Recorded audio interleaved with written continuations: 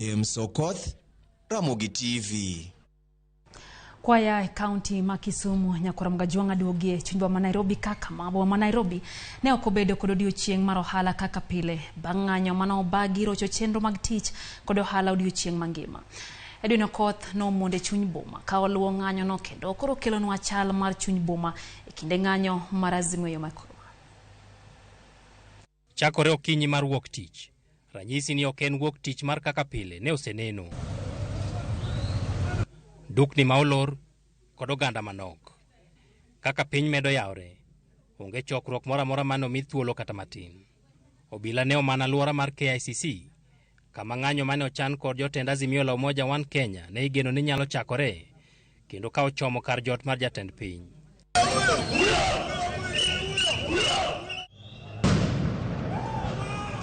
En kama ne olokore kar kedo e kind jong'anyo kod obila chiegni odiochieng mangima. Kedo mane olanore e chuny boma, nyaka apaya mar Tom Mboya kama moko kuom jong'anyo ne omoko e mach. Loche mag obila ne oting'o oganda mathoth mane omaki kuonde mopogore opogore e chuny boma. Iro magolo pi wang' ne okwako apaya ma pile pile jotije mag apis tiyoe, kendo ne en ng'wech mag koni gi koni.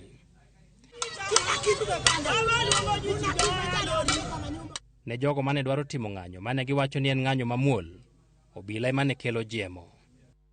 Akwayo Ruto kod Kindiki otim nang'o owe jopiny gimany gima gidwaro, to kopo oketo jogi gidinere ka gigeng'o donjo i boma ka, mano biro bedo lweny. Lweny mano okwako boma kuom thuolo malach, kendo ohelni mathoth ne ok otiyo kata matin. Johala moko ng'wech ne olo, makoro gichako kwayo tend Azimio la Umoja mondo go bede gi piny. Jowuoth mathoth ne obet kod achiedh nade, kama ne giyudore kind muoch mag magina, ka chied kod iro malungo wang'. Odiochieng mangima ne orumo ka Nairobi masira 30% mar ochumi mar Thurka ne omoke ng'anyo, mane oland kod tend Azimio la Umoja One Kenya ne biro timore tarik 20 wuok tich e dwe mar adek higani. Luoro mag johala e boma ma Nairobi en ni ne gidhi yudo lal ka ng'anyo ma kawuono timore. Mano koro neno ayanga nikech dukni madongo, bengi kod ohala mopogore opogore ne oloro odiochieng mangima. Edwin Okoth, Ramogi TV, Nairobi. Ok mana kuonde